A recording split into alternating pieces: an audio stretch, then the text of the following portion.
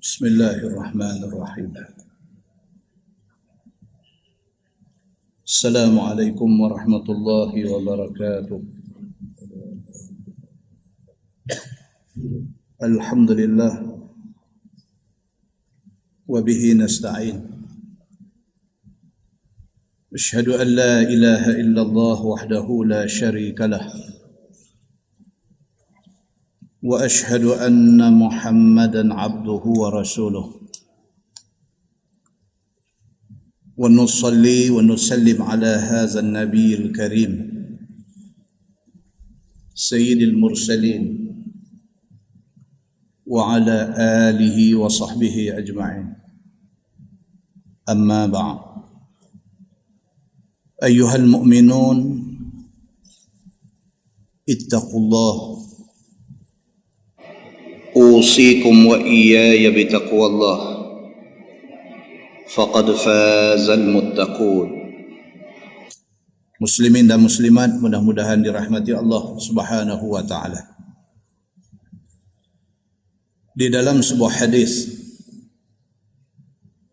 an Humran maula Utsman radhiyallahu anhu qala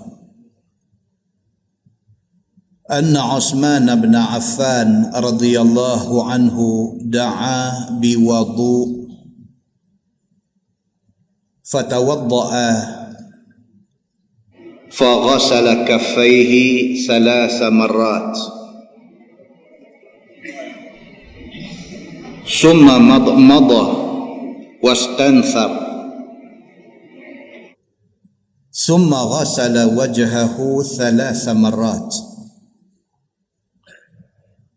ثم غسل يده اليمنى إلى المرفق 3 مرات ثم غسل يده اليسرى مثل ذلك ثم مسح رأسه ثم غسل رجله اليمنى إلى الكعبين 3 مرات ثم غسل اليسرى مثل ذلك ثم قال رأيت رسول الله صلى الله عليه وسلم توضأ نحو وضوء هذا ثم قال رسول الله صلى الله عليه وسلم من توضأ نحو وضوء هذا ثم قام فركع ركعتين لا يحدث فيهما نفسه غفر له ما تقدم من ذنبه. قال ابن شهاب وكان علماؤنا يقولون هذا الوضوء أسبغ ما يتوضأ به أحد للصلاة أو كما قال. Hadis sahih riwayat Imam Muslim. Daripada Humran, dia adalah hamba kepada Utsman bin Affan radhiyallahu anhu. Kata dia, Utsman bin Affan seorang sahabat Nabi dan merupakan khalifah yang ketiga dalam kalangan khulafa ar-Rashidin. Pada satu hari minta kepada Humran ini ayat untuk buat ambil ayat semayang. Bahasa Arab tuan-tuan, kalau baca waw itu baca baris atas, wadu makna dia ayat tu. Kalau waw tu baca baris depan, wudu makna dia ambil ayat semayang. Kalau wadu ayat tu, kalau wudu ambil ayat semayang. Kata dia, pada satu hari bos dia Sayyidina Utsman bin Affan minta supaya dia sediakan wadu, sediakan ayat untuk Sayyidina Utsman nak ambil ayat semayang. Fatawadda'a, Maka apabila ayak tu dibawa mai kepada Sayyidina Osman, maka dia pun berwuduk. Dia pun ambil ayak semayang. Faghasala kaffaihi thalatha marrat. Sayyidina Osman mulakan dengan membasuh dua tangan dia 3 kali. Ambil ayak semayang, dia mula dengan basuh tangan sampai pergelangan tangan, dia basuh 3 kali. Summa madmada wastanthar. Kemudian dia ambil ayak tu buat kumuk-kumuk. Madmada maksudnya kumuk-kumuk. Wastanthar, dan isap ayak masuk dalam hidung. Kita selalu miss benda ni, kita tak buat. Tuan-tuan, cerita istinsar ataupun masuk ayak dalam hidung ni, kalau ikut Imam Hanbali, Imam Ahmad bin Hanbal, ambil ayak semayang, istinsak, masuk ayak dalam hidung ni wajib. Kalau ikut mazhab Hanbali, mazhab di Mekah, di Madinah ni, kalau sekiranya ambil ayak semayang tak masuk ayak dalam hidung, wuduk tak sah. Dalam mazhab Syafi'i dan mazhab Imam Malik, waktu ambil ayak semayang, masuk ayak dalam hidung itu sunat. Tetapi ketika mandi wajib kena masuk ayak dalam hidung. Ini mazhab Syafi'i. Dia dengar malam ni dia main ketang kaki. Duk mandi wajib 40 tahun dah tak masuk ayak dalam hidung. Sedangkan itu keputusan dalam mazhab Syafi'i. Dan kita kadang-kadang pengkak dengan orang pasal kita kata kita mazhab Syafi'i, kita tuduh orang tu mazhab ni, kita tuduh orang tu mazhab ni. Tengok-tengok bila mandi wajib kita tak istinsak, tidak masuk ayak dalam hidung. Sedangkan Imam Syafi'i kata wajib masuk ayak dalam hidung ketika mandi wajib. Kata Humran, hamba kepada Sayyidina Osman bin Affan, dia kata satu hari Sayyidina Osman minta dekat dia ayak untuk ambil ayak semayang, maka dia pun bagi. Bila bagi Sayyidina Osman ambil ayak semayang, dia start dengan basuh tangan sampai di pergelangan tangan salah samarat 3 kali. Summa madmada, kemudian dia kumuk. Wastanthar, kemudian dia istinsyak, ayak masuk dalam hidung. Summa ghassala wajhahu salah samarat. Lepas itu Sayyidina Osman basuh muka 3 kali. Summa ghassala yadahu al-yumna ila al-mirfaq salasa marrat. Lepas itu Sayyidina Osman basuh tangan daripada ujung jari sampai ke mirfaq, sampai ke siku sebelah kanan 3 kali. Summa ghassala yadahu al-yusra mithla dhalik. Lepas itu Sayyidina Osman basuh tangan belah kiri sampai di siku juga 3 kali. Summa masaha ra'sah. Lepas itu Sayyidina Osman ambil sapu kepala dia dengan ayak tu. Summa ghassala rijlahul yumna ila al-ka'bain salasa marrat. Lepas itu Sayyidina Osman bin Affan basuh kaki sampai di buku lali sebelah kanan 3 kali. 3 kali. Summa ghassala al-yusra mithla dhalik. Lepas itu basuh kaki belah kiri juga sampai ke buku lali 3 kali. Summa qala, habis dia ambil ayat semayang macam tu. Kata Sayyidina Osman bin Affan, ra'aitu Rasulullah sallallahu alaihi wasallam tawadda nahwa wudu'i hadha. Dia kata macam nilah aku tengok Nabi sallallahu alaihi wasallam ambil semayang. Nabi sallallahu alaihi wasallam ambil semayang, dia basuh tangan sampai pergelangan tangan 3 kali, dia komok. Kemudian dia masuk ayak dalam hidung juga 3 kali. Lepas itu dia basuh muka 3 kali. Muka dalam hadis lain diperincikan. Sempadan muka itu ialah mula daripada tempat tumbuh rambut di atas ni. Walaupun orang tu botak, tetapi dia kena ambil kira kebiasaan tempat tumbuh rambut bagi orang yang ada rambut di mana, maka di situ sempadan dia. Sama macam kita pergi Mekah, kita buat haji ataupun kita buat umrah. Yang first round kita buat tu, kita tahallul cukup habis botak. Bila kita repeat umrah kali kedua, nak cukup apa? Rambut baru cukup pagi tadi, rambut baru cukup kemarin. Tetapi untuk tahallul wajib kena cukup. Ambil satu benda tajam, lalukan di atas kepala yang tidak ada rambut itu sebagai isyarat tahallul. Walaupun tak ada rambut, kena buat.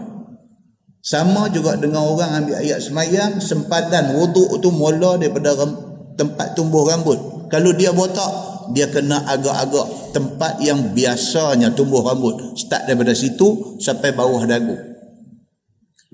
Kiri kanan, anak telinga kecil ni sampai anak telinga balik ni. Semua kawasan tu kena cover. Kalau ada sebesar kuku, tidak kena wuduk. Di kawasan yang menjadi anggota wuduk, maka wuduk itu tidak sah. Bila tidak sah, sembahyang tidak sah. Bila tidak sah wuduk, kita buat haji tidak sah. Bila tidak sah wuduk, kita umrah tidak sah. Tidak sah haji, tidak sah umrah tak apa. Kita balik dengan bawa balik ihram ke rumah. Muslimin dan muslimat yang dirahmati Allah sekalian, satu benda yang kita tengok kecil, dia membawa satu implikasi, membawa satu kesan, membawa satu akibat yang besar terhadap ibadat kita hari-hari. Muslimin dan muslimat yang dirahmati Allah sekalian, bila Sayyidina Osman bin Affan ambil ayat semayang, dia demonstrate, dia tunjuk cara ambil semayang daripada mula basuh tangan sampai pergelangan tangan, sampailah kepada basuh kaki. Bila selesai, dia kata kepada khadam dia yang bernama Humran tadi ni, dia kata apa? Ra'aitu Rasulullah sallallahu alaihi wasallam tawadda nahwa wudu'i haza. Macam nilah aku tengok Nabi sallallahu alaihi wasallam ambil sembahyang. Summa qala Rasulullah sallallahu alaihi wasallam man tawadda nahwa wudu'i haza. Nabi sallallahu alaihi wasallam bersabda, Nabi kata siapa ambil ayat sembahyang macam ni, macam yang Sayyidina Osman tunjuk tadi, siapa yang ambil ayat semayang macam ni, summa qala faraka'a raka'atain. Kemudian Nabi kata bila dia selesai ambil ayat semayang, dia sembahyang 2 rakaat. Sebahagian ulama kata itu adalah sembahyang sunat wuduk. Sebahagian ulama di kalangan ulama hadis, sebahagian kata itu sembahyang sunat tahiyatul masjid. Itu perbincangan. Kalau kita buat sembahyang 2 rakaat dengan niat sunat wuduk juga tidak salah. Kalau lepas kita ambil ayat semayang, kita masuk semayang sunat tahiyat masjid 2 rakaat, juga tidak salah. Sama perbahasan dengan orang yang daripada Madinah nak mai ke Mekah. Mereka singgah di masjid Bir Ali. Singgah di masjid Bir Ali, turun pergi semayang 2 rakaat. Semayang 2 rakaat itu semayang 2 rakaat apa? Adakah 2 rakaat sunat tahiyat masjid ataupun 2 rakaat sunat ihram? Itu perbincangan di kalangan ulama besar. Bukan kita yang nak bincang benda tu. Kalau kita buat sembahyang sunat tahiyat masjid pun tak salah. Kalau kita buat sembahyang sunat ihram pun tak salah. Kerana itu perbincangan di kalangan ulama yang besar-besar. Muslimin dan muslimat yang dirahmati Allah sekalian, Sayyidina Osman kata, Nabi bagi tahu. Nabi kata siapa ambil ayat sembahyang komplit sampai basuh kaki, faraka'a raka'atain, kemudian dia sembahyang sunat 2 rakaat, la yuhaddithu fihi ma nafsah. Di antara ambil ayat sembahyang dengan sembahyang sunat 2 rakaat itu, dia tak cakap apa. Daripada habis ayat sembahyang dengan dia sembahyang sunat 2 rakaat, in between tu dia tak bercakap apa dengan siapa-siapa. Nabi SAW kata, ghufira lahu ma taqaddama min zanbih, maka diampunkan baginya dosanya yang terdahulu. Hadis itu hadis sahih riwayat Imam Muslim. Muslimin dan muslimat yang dirahmati Allah sekalian, kita sebenarnya mempunyai banyak ruang untuk buat baik dan untuk tambah pahala. Cuma kita tidak grab peluang itu, maka kita kekal sebagai satu orang yang miskin pahala. Dalam sebuah hadis riwayat daripada Abi Hurairah radhiyallahu an, kata dia, anna Rasulullah sallallahu alaihi wasallam qala, iza tawadda al-abdul muslim awil mu'min faghasala wajhahu kharaja min wajhihi kullu khati'ah nazara ilaiha bi'ainaihi ma'al ma'i aw ma'a akhiri qatril ma'. فإذا غسل يديه خرج من يديه كل خطيئة كان بطشتها يداه مع الماء أو مع آخر قطر الماء. fa iza ghassala rijlaihi kharajat kullu khati'atin masyatha rijlahu ma'al ma' aw ma'a akhiri qatril ma' hatta yakhruja naqiyan minaz zunub atau kama qala.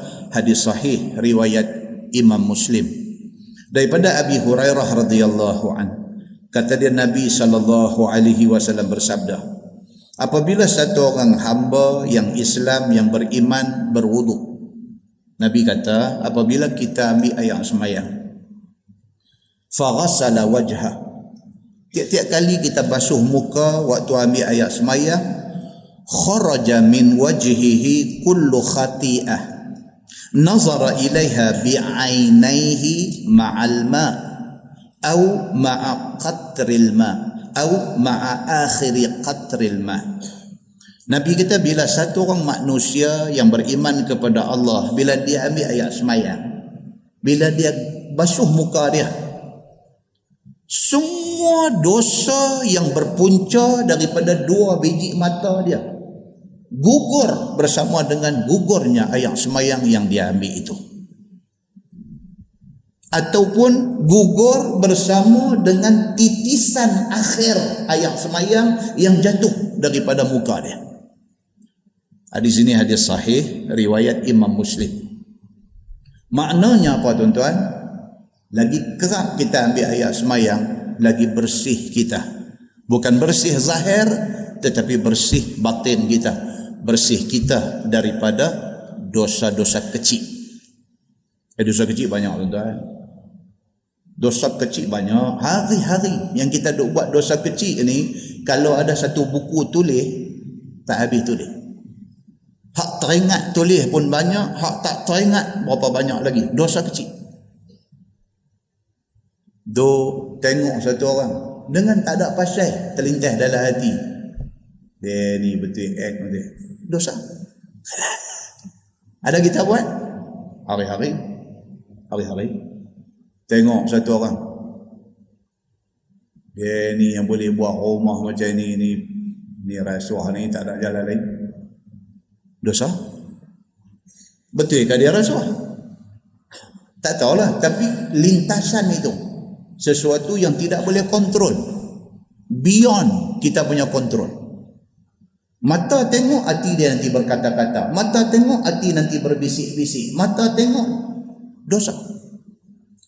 Hari-hari kita duk generate dosa ni bukan sikit, dan itu dosa kecil. Dosa ini gugur beserta dengan ayat semayang yang kita ambil. Basuh muka, Nabi kata bersama dengan ayat basuh muka duk jatuh tu, jatuh dosa-dosa yang melibatkan mata kita. Ataupun dalam riwayat lain dia kata bersama dengan gugurnya ayat yang terakhir menitik daripada anggota wuduk, maka gugur dosa-dosa kita. Fa iza ghassala yadayhi kharaja min yadayhi kullu khati'ah kana battashatha yadahu ma'al ma' au ma'a akhiri qatril ma'. Dan demikianlah Nabi kata, apabila satu orang tu ambil ayat semayang, basuh tangan sekali dengan ayat yang jatuh, ayat semayang yang duk jatuh daripada tangan dia, maka gugur segala dosa yang berkaitan dengan tangan dia. Dan dosa itu, kata ulama hadis, ialah dosa kecil.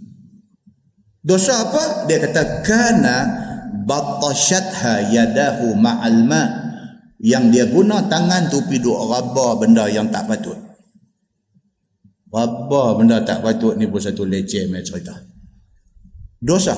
Dan dosa tu gugur, jatuh, berambung sekali dengan gugur ayat semayang yang kita ambil di anggota tangan kita. Fa iza ghassala rijlaihi kharajat kullu khati'ah masyatha rijlahu ma'al ma' au ma'a akhiri qatril ma'. Demikianlah apabila kita basuh kaki, segala dosa yang bersangkut dengan kaki gugur sekali dengan gugurnya air yang kita guna untuk basuh kaki ketika berwuduk itu. Hatta yakhruja naqiyan minaz zunub. Kata Nabi SAW, sehinggalah dia keluar daripada masjid dia semayang tu dalam keadaan naqiyan minaz zunub, dalam keadaan dia satu orang yang bersih daripada dosa-dosa kecil. Muslimin dan muslimat yang dirahmati Allah sekalian, dalam sebuah hadis riwayat daripada Nu'aim bin Abdillah, kata dia annahu ra'a Abu Hurairah yatawadda faghasala wajhahu wa yadayhi hatta kada yablughul mankibaini ثم غسل رجليه حتى رفع إلى الساقين ثم قال سمعت رسول الله صلى الله عليه وسلم يقول إن أمتي يأتون يوم القيامة غرا محجلين من أثر الوضوء فمن استطاع منكم أن يطيل غرته فليفعل أو كما قال. Hadis sahih riwayat Imam Muslim. Daripada Nu'aim bin Abdillah radhiyallahu anhu, dia kata dia tengok Abu Hurairah ambil air semayang. Tuan-tuan cuba tengok, zaman Nabi hidup, Nabi buat apa pun menjadi fokus dan menjadi perhatian semua sahabat. Bila Nabi tak ada, sahabat-sahabat besar Nabi ini, mereka buat apa pun menjadi fokus dan menjadi perhatian orang-orang yang tahu kata mereka ni sahabat Nabi. Dia macam tu. Dia macam tu. Ada Nabi, Nabi menjadi fokus. Nabi tak ada, siapa yang menjadi sahabat besar Nabi? Sayyidina Abu Bakar As-Siddiq, dia buat apa pun orang tengok. Umar Al-Khattab, dia buat apa pun orang tengok.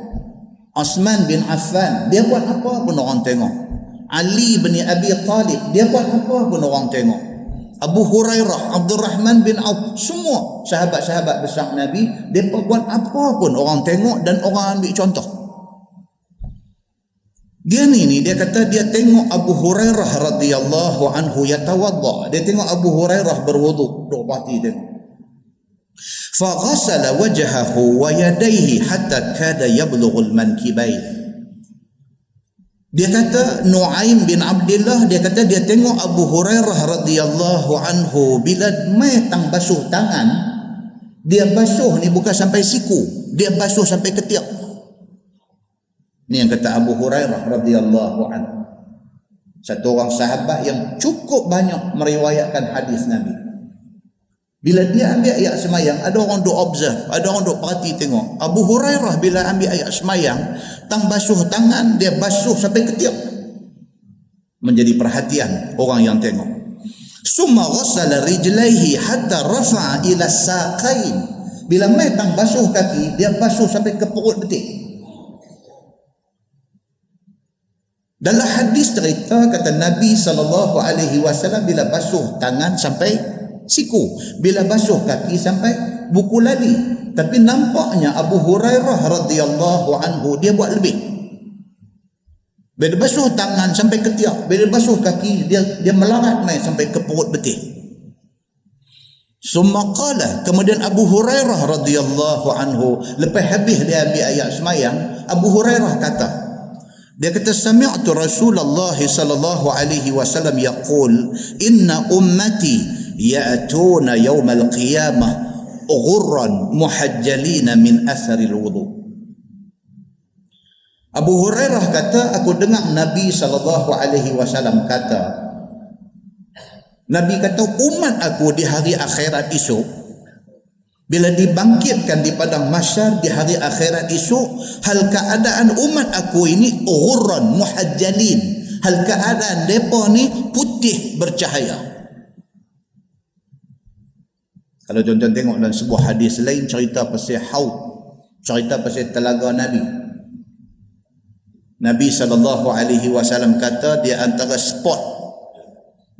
spot tempat yang hampa nak jumpa aku esok, Nabi kata di mahsyar ialah di antaranya ialah haudi, di telaga aku. Nabi kata, ini adalah hadis lain. Nabi kata aku akan tunggu di tepi telaga aku, bila aku nampak umat aku akan panggil mereka. Aku akan panggil mereka suruh main minum air telaga aku. Nabi kata lepas tu sahabat tanya Nabi. Sahabat kata, ya Rasulullah, Tuan boleh kenal ke hak mana satu umat Tuan? Sebab mahsyar ini daripada zaman Nabi Adam dah ada sana. Sampai kepada umat Nabi Muhammad last sekali beranak keluar sebelum kiamat. Semua dah ada situ.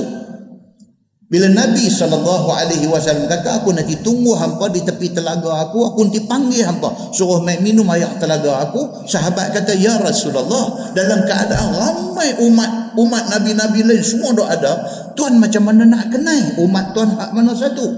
Nabi jawab yang ni. Nabi kata, umat aku ini boleh dikenal daripada ghurran muhajjalin, daripada anggota wudu mereka terbit cahaya.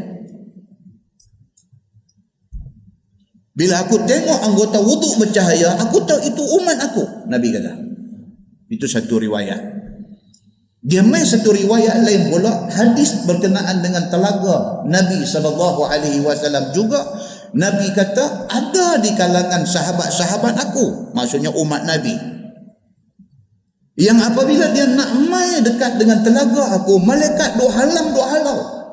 Seperti mana Nabi kata, orang yang bela unta, bawa unta dia pergi ke telaga nak bagi minum air. Apabila unta orang lain main nak tumpang minum, dia halau. Nabi buat perbandingan. Demikianlah keadaan di telaga Nabi SAW esok ni. Nabi duk panggil umat dia. Ada sebahagian daripada umat dia, Nabi kenal kata umat dia, main dekat, tiba-tiba malaikat pergi blok, halau balik. Sahabat tanya Nabi SAW, pasal apa jadi macam tu? Nabi kata, aku tanya malaikat, kenapa engkau halau mereka? Kerana mereka itu ashabi, sahabat-sahabat aku. Malaikat kata dekat Nabi Muhammad, engkau tak tahu sepeninggalan engkau apa yang mereka buat. Dalam syarah hadis tu dia kata apa? Mereka murtad daripada Islam yang dibawa oleh Nabi SAW. Ada jadi, dan benda ini juga disebutkan di dalam hadis yang sahih. Muslimin dan muslimat yang dirahmati Allah sekalian. Apabila Abu Hurairah selesai ambil ayat semayang, dia kata kepada Nu'aim bin Abdullah, dia kata, aku pernah dengar Nabi SAW bersabda, Nabi kata, umat aku di hari akhirat esok akan dibangkitkan di padang mahsyar dalam keadaan ghurran muhajjalin, dalam keadaan anggota wudu mereka itu bercahaya. Kemudian Nabi kata, faman istata'a minkum an yutila ghurratah, siapa di kalangan hampa yang mampu bila ambil ayat semayang bagi lebih daripada sempadan wudu. Maksudnya kalau sempadan dia daripada ujung jari sampai siku, ambil bagi lebih kalau mampu. Kalau mampu maksudnya apa? Duduk di tempat yang mudah air. Itu maksud kalau mampu. Kalau duduk di kawasan yang air susah nak dapat, di Selangor misalnya, kan? Ataupun negeri Arab susah nak dapat air, jangan dibazirkan air sebegitu rupa.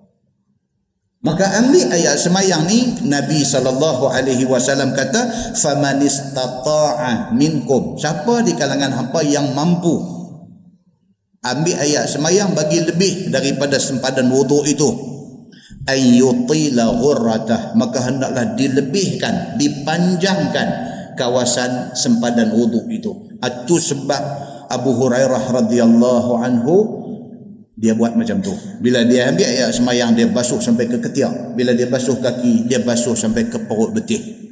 Nabi SAW kata, siapa mampu falyaf'al, maka hendaklah dia buat macam tu. Muslimin dan muslimat yang dirahmati Allah sekalian.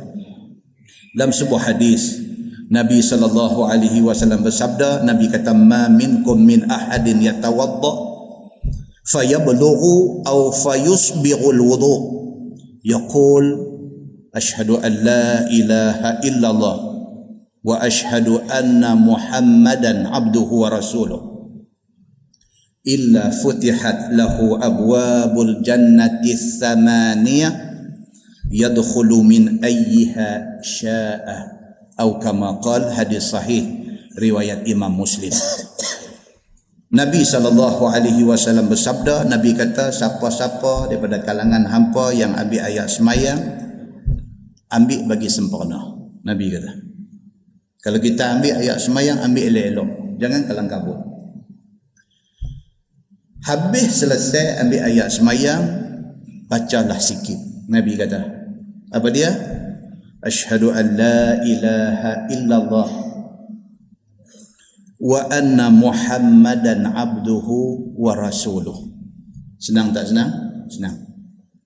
Habis ambil ayat semayang, terus kata asyhadu an la ilaha illallah, yang duduk baca selalulah. Sambung wa anna Muhammadan abduhu wa rasuluh. Ingat tu ya Nabi kata. Illa futihat lahu abwabul jannati samaniyah, Allah akan buka ke 88 pintu syurga.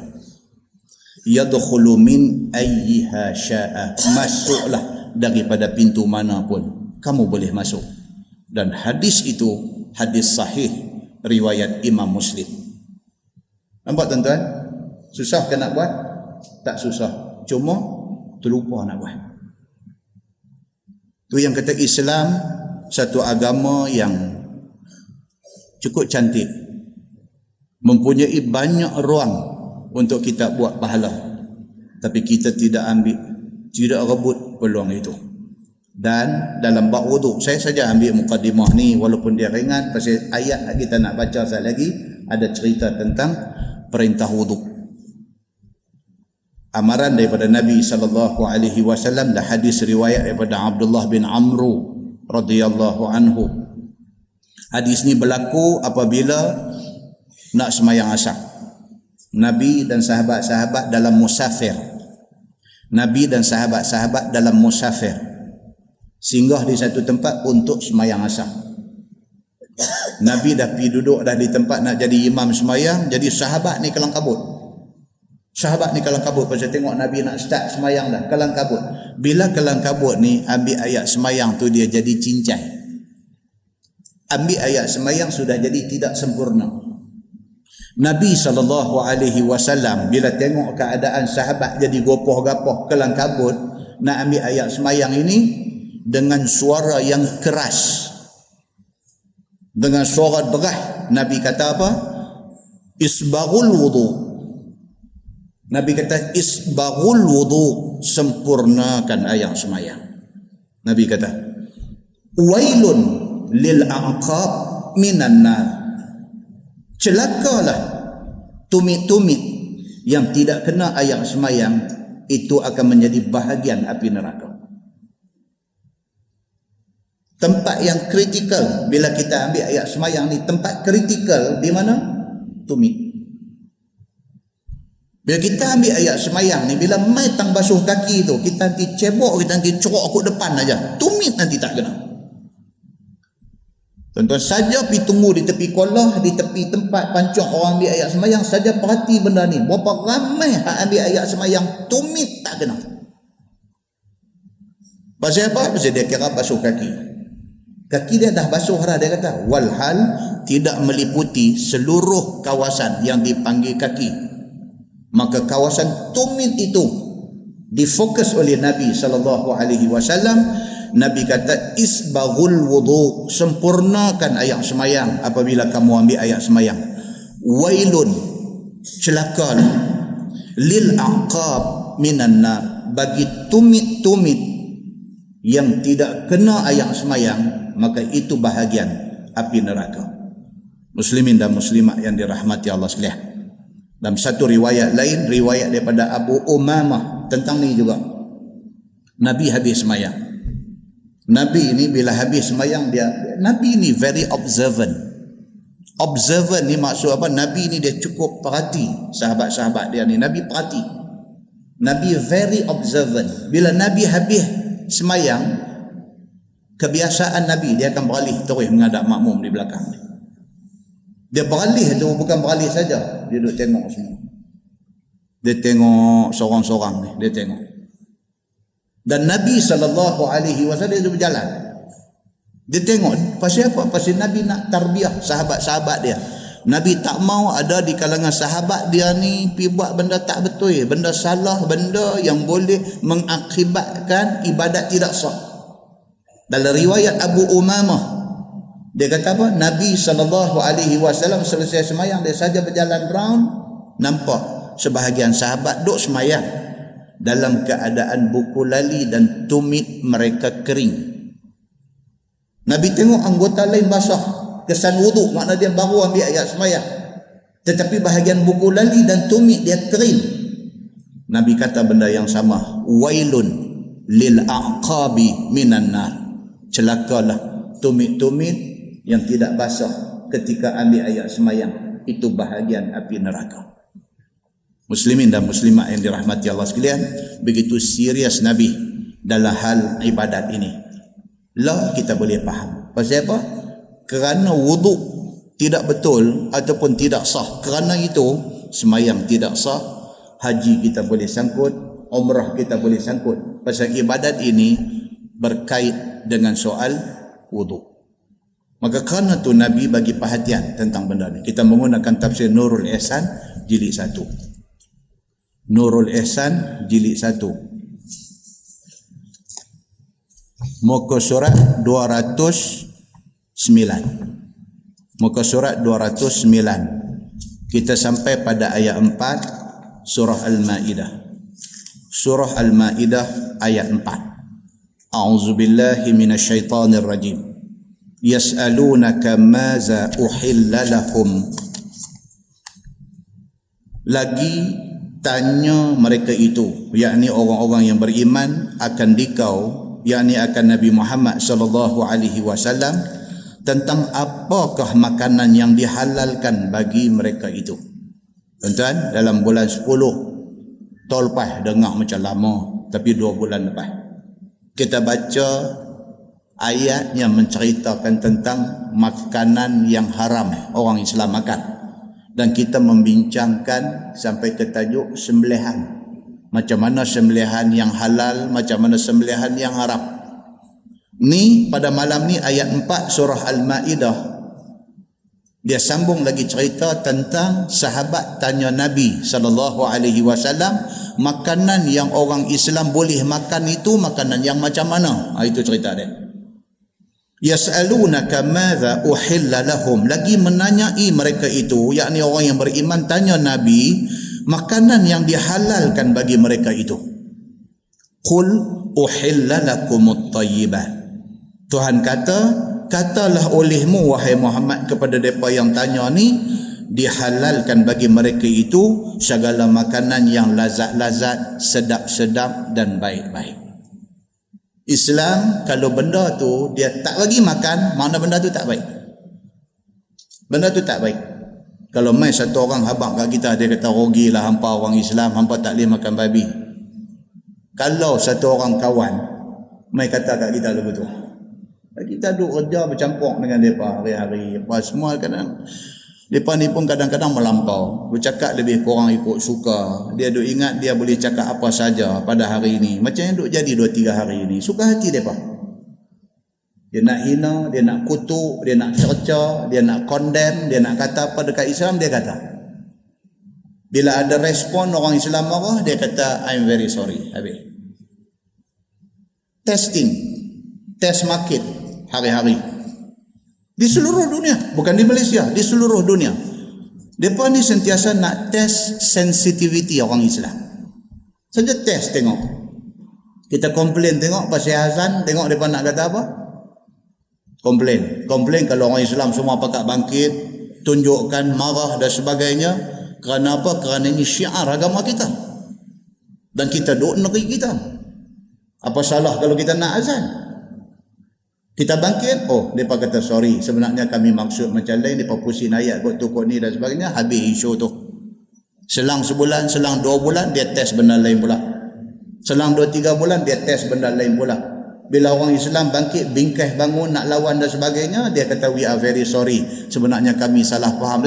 Satu perkataan magic sorry aja kita lupakan semua benda tu, dan mereka keep on trying untuk nak test kita, lepas satu-satu, lepas satu-satu, lepas satu-satu. Muslimin dan muslimat yang dirahmati Allah sekalian, bila menyentuh soal sensitiviti orang Islam, kita tak boleh biar benda ni berakhir dengan hanya satu sorry. Tak boleh. Mereka ini mesti diberi ingat, benda-benda macam ni tak boleh sentuh. Benda-benda macam ni jangan cuba test. Pasal apa? Pasal ini menunjuk kata hampa tak tahu hormat kepada agama kita. Macam mana kalau kita cerca agama dia? Takkah dia bangkit marah? Demikian dengan kita orang Islam. Kalau dia menyentuh agama kita, kita marah. Muslimin dan muslimat yang dirahmati Allah sekalian. Kalau satu orang mai kata kat kita, dia kata hampa orang Islam rugilah. Pasal apa? Hampa tak boleh makan babi. Hampa tahu tak dia kata babi hak anak tu kalau buat sup cukup sedap. Kalau dia mai kata kat kita lagu tu. Satu benda yang kita tahu secara pasti apa dia? Kalau Allah kata hurrimat alaikumul maitah waddam walahmul khinzir, diharamkan kepada hampa makan benda-benda ni, segala darah, segala bangkai, segala babi ni semua haram makan, pasti babi itu tidak baik. Sama ada ilmu kita, sama ada kajian kita, sama ada research yang kita buat menjumpai tak baik benda tu ataupun tidak, benda tu tetap tak baik. Pasal apa? Pasal Allah akan mengharamkan orang Islam makan dan sentuh benda tak baik. Pasal apa? Pasal ayat yang kita baca pada malam ini, Allah suruh Nabi Muhammad bagi tahu, uhilla lakumut thayyibat. Dihalalkan kepada kamu semua untuk makan at-thayyibat, benda yang baik-baik. Maknanya kalau Islam kata haram, tak baik. Oh, dia kata hang cakap macam ni pasal hang tak pernah duduk di UK, hang tak pernah duduk di United Kingdom. United Kingdom ni lah ni snow tengah turun. Dia London dia apa? Snow tengah turun lah ni. That's why dia kata orang putih depa minum liquor. Bila minum arak, bila minum liquor badan jadi panas. Depa boleh buat kerja walaupun di dalam cuaca sejuk. Kita kata kat dia pergi mampus dekat hang. Benda tu tak bagus. Walaupun ada guna dia, ada manfaat dia dalam cuaca yang ekstrim sejuk, bila minum arak dia boleh kuat sikit, tapi mesti ada kesan tak baik dia. Pasal apa? Pasal Allah mengharamkan benda tu, mesti ada tak baik. Tu aja cerita dia. Macam mana ustaz kita nak terang kat mereka kata tak bagus ni? Tak, kita habang aja. Dia nak pakai tak mau pakai, dia punya pasal. Tuan-tuan, kita berhujah dengan mereka ni, bukan kita mesti berhujah sampai dia terima. Kita habang, dia nak terima, dia tak mau terima, dia punya pasal. Kita nak habang kat dia, kata Tuhan kita, Allah kata benda tu tak bagus, tentu tak bagus. Dia kata you buktikan tak bagus, aku tak ada masa nak buktikan. Yang pentingnya Tuhan aku kata tak bagus, aku yakin benda tu tak bagus. Habis cerita. Kalau kita nak menang berhujah, belum tentu hujah kita boleh membawa menang. Kadang-kadang tak betul yang ni pun pandai berhujah. Tak, kita senang ya. Dia nak beriman, dia beriman, dia tak mau, dia punya suka. Kita, Tuhan kita kata benda tu tak bagus, tak bagus. Habis. Muslimin dan muslimat yang dirahmati Allah sekalian. Qul uhilla lakumut thayyibat. Kata olehmu telah dihalal bagi mereka itu akan segala makanan yang lazat-lazat dan sedap-sedap. Wa ma 'allamtum minal jawarih. Dan halal perburuan barang binatang yang kamu ajak berburu daripada segala binatang yang menghambat, daripada anjing dan namir. Namir ni tiger, harimau. Dan halang dan juga sewah, sekaliannya itu hal sudah diajar dan terbatas. Dia kata halal juga bagi kita makan binatang buruan yang diburu oleh benda-benda ni. Kita guna anjing yang terlatih untuk pergi tangkap kijang misalnya. Kijang tu kita halal makan. Kita guna anjing yang terlatih untuk cukup kijang dan bawa mai kat kita. Anjing yang kita guna untuk cukup kijang tu bawa mai. Kijang tu boleh makan, tak boleh makan? Boleh. Dengan syarat, Imam Syafi'i tambah syarat.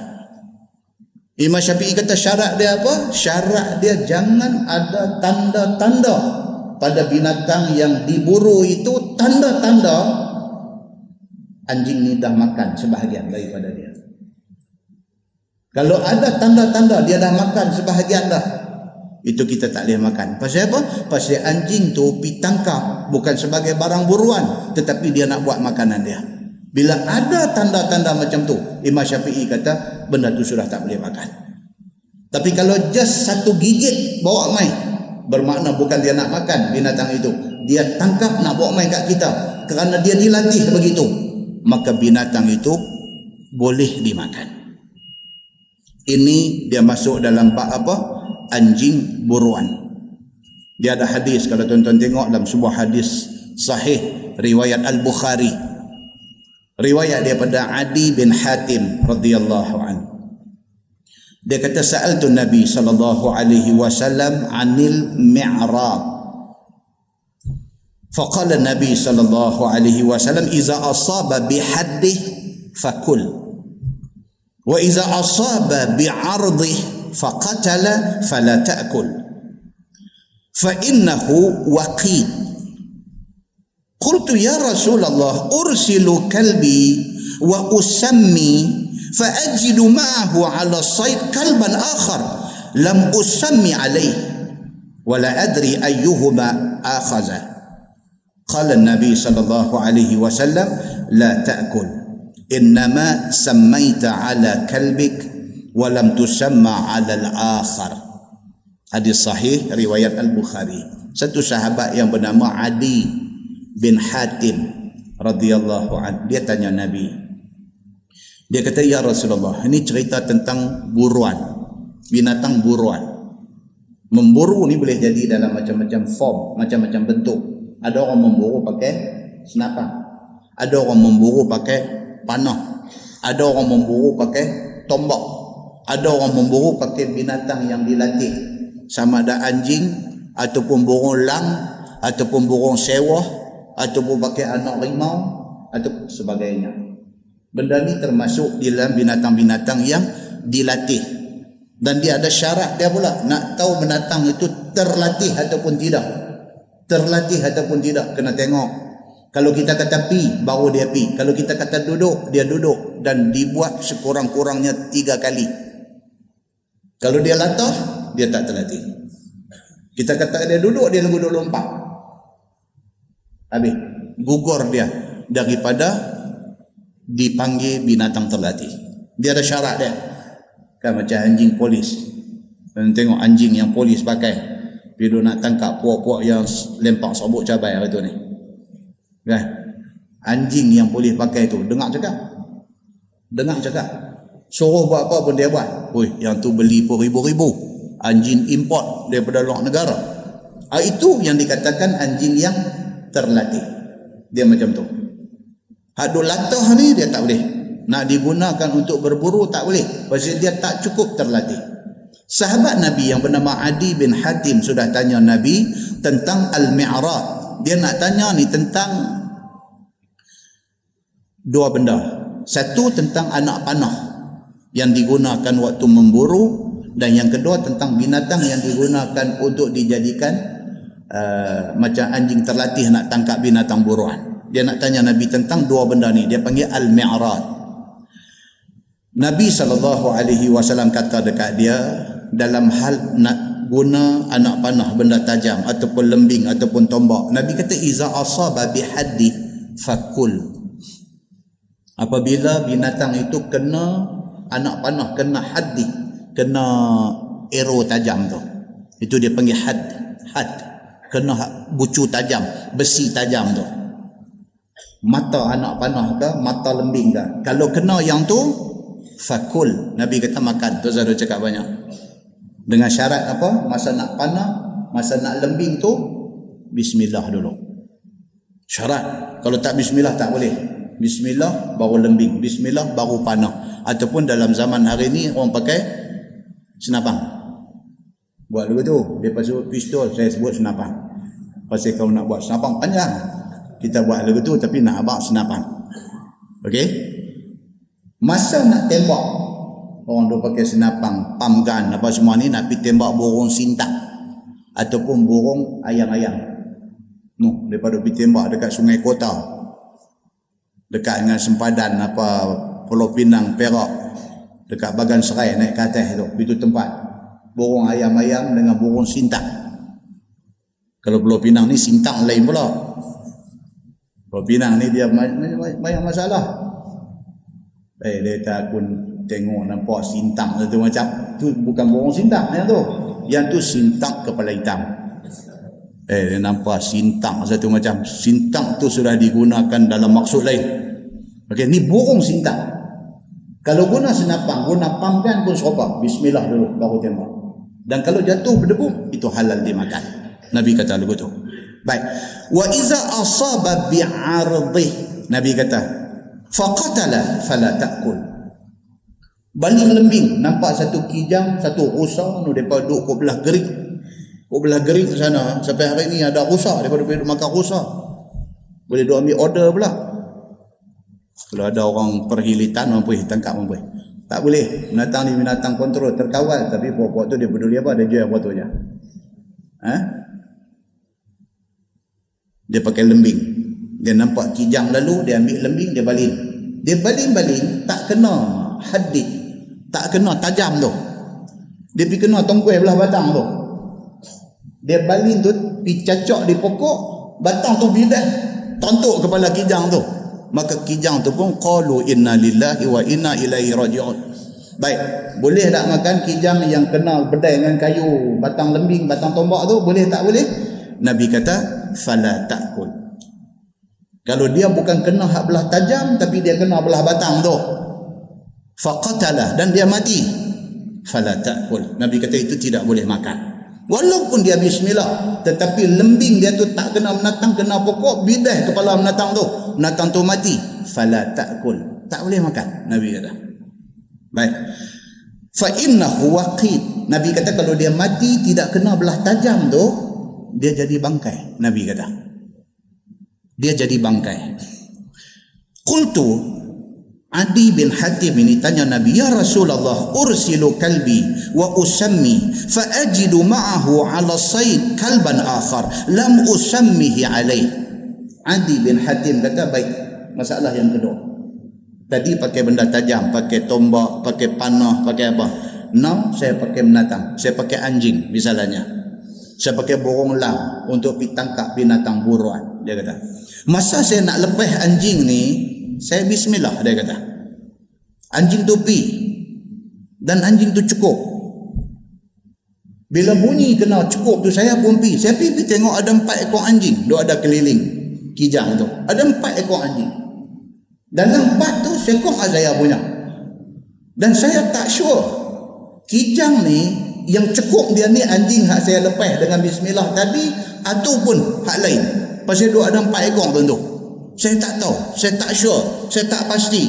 Macam mana ya Rasulullah? Qala Nabi sallallahu alaihi wasallam, la ta'kul. Nabi kata jangan makan. Pasal apa? Sudah jadi syubhat. Tak sure. Bila tak sure, Nabi kata jangan. Demikian Islam memelihara darah daging kita. Pelihara sampai macam tu. Kalau nampak ada unsur-unsur kesamaran, tak sure, tak pasti, Nabi kata fala ta'kul. Jangan makan. Innama sammaita ala kalbik. Nabi kata kerana hang bismillah tadi masa nak lepas anjing hang, walam tusammi ala al-akhar, tapi hak 3 ekor lagi tak tahu siapa lepas, tak tahu bismillah kada. Nabi kata fala ta'kul. Maka jangan kamu makan binatang yang ditangkap tiba-tiba ada kesamaran, tak tahu binatang mana yang bercukup dia. Muslimin dan muslimat yang dirahmati Allah sekalian, demikian sekali Islam menjaga hal kebersihan dan kesucian. Dia bersih lain, suci lain. Bersih ni nampak bersih, belum tentu suci. Tapi kalau benda yang suci pasti bersih. Dia macam tu. Islam belum tentu beriman, tapi kalau dia beriman, dia pasti orang Islam. Dia macam tu. Kita tengok semua nampak bersih, okey bersih. Suci ke tak? Kena pergi tengok proses dia. Baru kita tahu kesucian barang yang kita nak ambil buh dalam mulut tu. Nah, muslimin dan muslimat yang dirahmati Allah sekalian. Dan yang kedua, hadis tadi nak bagi tahu dekat kita tentang apa? Tentang bismillah ni. Importantnya bismillah ni sampai macam tu sekali. Importantnya bismillah ni. Baru minggu lepas kita baca hadis di manakah? Cerita tentang Nabi SAW kata, kalau satu orang bila nak keluar rumah, hadis sahih riwayat Imam Muslim, satu orang nak keluar rumah, Dia ambil ayat semayang, dia keluar daripada rumah dengan lafaz Bismillahirrahmanirrahim. Kemudian dia kata tawakkaltu 'ala Allah. Lepas itu dia kata la ilaha illallah wahdahu la syarikalah. Lahul mulku wa lahul hamd wa huwa 'ala kulli syai'in qadir. Wa la haula wa la quwwata illa billah. Nabi kata siapa yang buat macam tu waktu nak keluar rumah, Allahu akbar, Allah akan pasti protect dan pelihara dia sepanjang dia keluar itu. Very simple. Yang bersumberkan daripada hadis yang sahih. Every time nak keluar rumah, Bismillahirrahmanirrahim. Tawakkaltu 'ala Allah. La ilaha illallah wahdahu la syarikalah.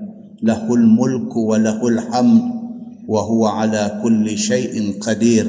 Wala haula wala quwwata illa billah. Cukup ayat tu. Allah akan protect dia daripada dia langkah keluar sampai dia balik rumah. Muslimin dan muslimat yang dirahmati Allah sekalian. Nabi SAW tiap-tiap malam without fail, bila nak tidur 3 qul. Qul huwallahu ahad. Nabi buh tapak tangan depan muka, Nabi buih Qul huwallahu ahad, Qul a'udzu birabbil falaq, Qul a'udzu birabbin nas. Nabi sapu daripada ujung rambut sampai ujung kaki. Apabila Nabi gering, Nabi sakit kuat, sehingga kan nak angkat tangan nak tadah pun tak mampu pasal sakit yang tersangat kuat.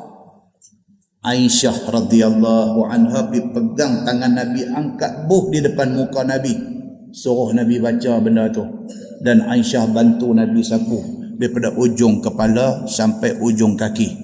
Allah pelihara dia pada malam itu, daripada malam sehingga menjelang subuh esok hari. Nabi buat benda tu without fail. Jangan kita miss benda-benda simple-simple macam ni. Jangan miss. Tak aja badan nak landing tu, mau baca yang tu dulu. Tak lama tuan-tuan, habis tinggi 3 minit. Jangan sampai kita miss buat benda-benda yang penuh keberkatan. Pasal apa? Satu, pasal Quran. Yang kedua, pasal dia sunnah Nabi sallallahu alaihi wasallam.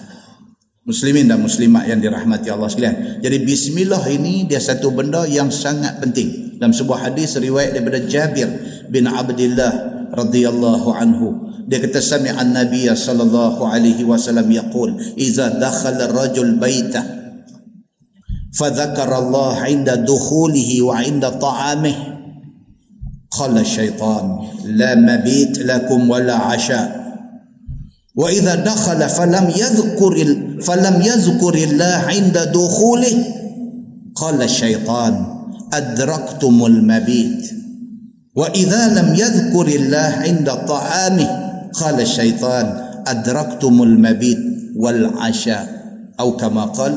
Hadis sahih riwayat Imam Muslim. Jabir bin Abdullah, dia kata apa? Dia kata dia dengar Nabi SAW bersabda.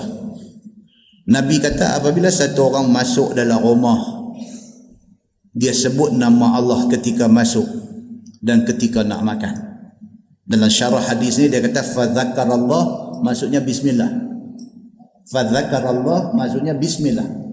Ni kita nak balik daripada masjid nak masuk dalam rumah, Bismillahirrahmanirrahim. Langkah kaki nak masuk dalam rumah tu, Bismillahirrahmanirrahim. Wa inda ta'amih, balik orang perempuan siap dah makan, nak makan, Bismillahirrahmanirrahim, makan. Qala syaitan, Nabi kata setan hak ada dalam rumah ni, bila dia tengok kita balik sekejap lagi, masuk rumah sebut Bismillahirrahmanirrahim, duduk di meja nak makan Bismillahirrahmanirrahim, qala syaitan, Nabi kata setan akan kata apa? La mabit lakum. Setan kata kat geng-geng dia kata pocik, malam ni kita tak boleh tidur rumah dia ni. La mabit, tuan-tuan duk dengar kursus haji kan, dia duk abang mabit di Muzdalifah, mabit di Mina. Mabit ni maksud dia apa? Bermalam. Bata, daripada perkataan bata, ba alif ta. Bata maknanya tidur bermalam. Bila kita balik rumah, sekali lagi kita masuklah rumah, bismillahirrahmanirrahim. Bila duduk depan makanan nak makan, bismillahirrahmanirrahim. Bos syaitan ni, dia kata dekat geng hak ada ni, dia kata la mabit lakum. Malam ni pocik, kita rumah ni memang tak boleh tidur. Nak kena pergi sebelah pula tengok. Dia kata wala asya. Asya ain, bila baca baris atas asya, dia jadi makan malam, supper. Bila kita baca Aisyah, ain baca baris bawah, dia jadi sembahyang Aisyah. Baris tu nampak tuan-tuan yang kata bahasa Arab ni very sensitif baris dia. Bila kita masuklah rumah, bismillahirrahmanirrahim. Bila duduk depan makan, bismillahirrahmanirrahim. Syaitan ni, bos dia kata apa? Dia kata malam ni nampak gaya, tidur sini pun tak boleh, makan pun tak boleh, tumpang rumah dia ni, dia kata. Wa idza dakhala falam yadhkurillah 'inda dukhuli. Sebaliknya Nabi kata, kalau satu orang masuk dalam rumah tak bismillah, pakai belah masuk lagu tu aja. Qala syaitan adraktumul mabit. Bos syaitan kata dekat geng dia, nampak gaya boleh tengok dah kata mana nak tidur malam ni, rumah ni lah kita. Wa idza lam yadhkurillah 'inda ta'ami. Demikianlah apabila nak makan tak bismillah, tak teringat dekat Allah nak suap tu. Qala syaitan, kata syaitan, adraktumul mabit wal 'asha. Dua-dua terlepas, tidur sini pun tak boleh. Kalau kita tak, kalau sekiranya kita bismillah, dia tak boleh duduk. Kalau kita tak bismillah, dia kata nampak gaya tidur pun tak boleh, makan pun tak boleh. Muslimin dan muslimat yang dirahmati Allah sekalian. Simple kata simple, very simple. Cuma terlupa kan? Sampai balik, oi buka pintu ni, sampai dah ni. Lagu tu punya, kita punya perangai ni dia lagu tu. Dia tak pi ke belah agama tu, dia duduk pi cara Penang kita juga. Oi, aku dah kata dah, jangan duk kunci hampa ni. Lagu tu punya cakap. Masuk duduk buang baju sidai teh pun, tengok nak makan apa, terus cekau bola mulut tu, bismillah dah apa pun dah. Tapi still ada satu hadis daripada Nabi SAW. Nabi kata apa? Kalau siapa yang kalut nak makan, terlupa nak bismillah, tengah duk makan teringat, Nabi kata tak apa. Kata bismillahi fi awalihi wa akhirihi. Dengan nama Allah awal dengan kemudian cover sekali. Tadi tak ada, dia tengok tak boleh tahan tom yam ni. Tuan-tuan, nampak dah Islam macam mana? Dia suruh buat. Tapi kalau kalut tak buat, dia still bagi option yang kedua. Option tu pun tak buat juga. Tak tahu belah, ya Allah, kata alhamdulillah, mak hang ni memanglah pada awal menikah sampai lah masak ni ambil, tak pernah mungkin. Dari segi jeng bini nak buat satu, bismillah out. Muslimin dan muslimat yang dirahmati Allah sekalian. Jadi banyak hadis kalau kita nak cerita tentang kelebihan yang kata ucap bismillahirrahmanirrahim dengan nama Allah Tuhan yang Maha Pemarah lagi Maha Penyayang ini. Nama Allah tu yang jadi isu, kalimah Allah ni. Nama Allah ni dalam Islam very very very very important. Tak usah berhujah kata boleh lah, tak usah lah, minta tolong lah. Betul, di sana ada ayat Quran. Tuhan kata wala in sa'altahum man khalaqas samawati wal ard la yaqulunna Allah fa anna yufakun. Itu ayat Quran. Tuhan kata hang tanya ni segala kafir ni semua, siapa buat langit bumi? Dia tentu akan jawab kata Allah. Fa anna yufakun. Awaklah depa ni dah mengaku kata Allah buat langit bumi, depa masih lagi yufakun, beralih ke belakang, tak mau terima Islam. Awaklah depa macam ni. Kita nak pergi guna ayat tu, nak pergi beritahu kata depa boleh guna nama Allah. Pasal Quran beritahu kalau tanya siapa buat langit bumi, depa akan jawab Allah. Janganlah hidup berhujah macam tu, tak cerdik sangat kita ni. Cubalah tengok sikit lagi apa muslihat di sebalik kalut sangat nak pakai nama Allah ni. Tengok yang tu. Bagi satu keputusan atas nama orang Islam, tak usah kira parti apa. Atas nama orang Islam, ini hak kami punya. Allah Tuhan kami daripada zaman berzaman. Pasal hari ni baru hampa teringat nak pakai kalimah ini. Cukup. Kami tak bagi. Habis. Kuasa ada kat kita. Kita tak bagi. Habis. Tak payah pergi duk cerita panjang, duk buat seminar, pergi duk berhujah, duk bangkit bercakap, mikrofon duk jalkah, tak payah. Tak boleh, full stop, habis. Muslimin dan muslimat yang dirahmati Allah sekalian, tolonglah bersatu sekali dalam hal ini. Muslimin dan muslimat yang dirahmati Allah sekalian. Malam ni kita baca betapa pentingnya nama Allah itu dalam kehidupan kita sebagai orang Islam. Nah, muslimin dan muslimat yang dirahmati Allah sekalian. Kemudian firman Allah Subhanahu wa taala, mukallibina tuallimunahunna mimma 'allamakumullah. Yang kamu ajak akan mereka itu, yakni akan anjing itu, daripada barang yang mengajak akan kamu oleh Allah Subhanahu wa taala, daripada segala adab berburu. Itu dia. Kita ajak anjing ni adab-adab berburu. Sampai dia reti cara nak tangkap macam mana, nak gonggong, bawa mai macam mana. Kita ajak anjing tu sampai dia reti, sampai dia jadi anjing yang terlatih, barulah boleh guna hasil tangkapan dia halal untuk kita makan.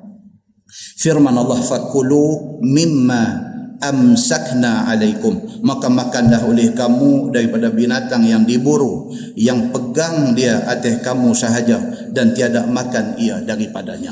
Makanlah binatang yang anjing ni pergi tangkap, tapi dia hanya tangkap dan gonggong bawa mai. Dia tidak buat lebih daripada itu. Kalau dia tangkap, dia makan dulu telinga ke, dia makan kaki sebelah dulu ke apa ke, baru bawa mai, maka binatang itu sudah jadi bangkai. Begitu. Baik, bersalahan yang belum terajar tiada halal perburuan. Tak boleh.